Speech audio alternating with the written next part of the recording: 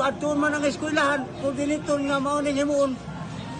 Sa amo hantod nga dili mi patuon dito sa eskwelahan, paduawon sa among mga anak nga nag-eskwela sa salugpungan. Kay sirad-an ang pwertahan. Anya, tinuturo sa loob ng salugpungan ang paggamit ng baril at kung paano ang pakikipaglaban sa mga sundalo. Pagkagabi, lain ang itudlo.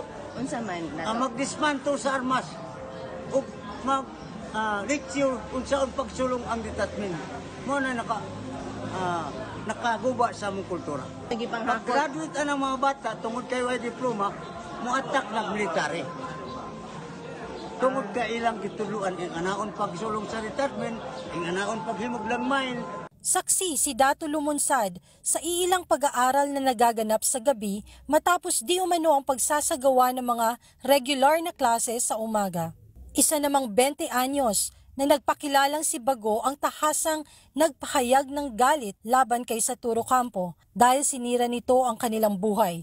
Matapos ang pagkakadakip ni Ocampo nitong Miyerkules dahil sa kasong kidnapping at human trafficking, isinisigaw ni Bago na hindi nila pahihintulutang makaligtas si Ocampo sa ginawa nitong pagsira sa kanyang karapatang pantao.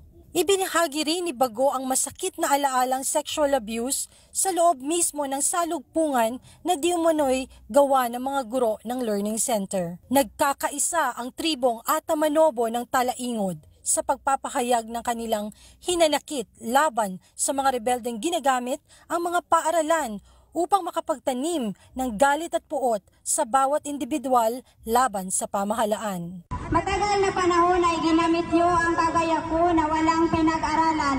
Siyempre sa katulad ko, kasi ala ko, lahat ay nakabuti sa akin at sa pamilya at sa buong tribo.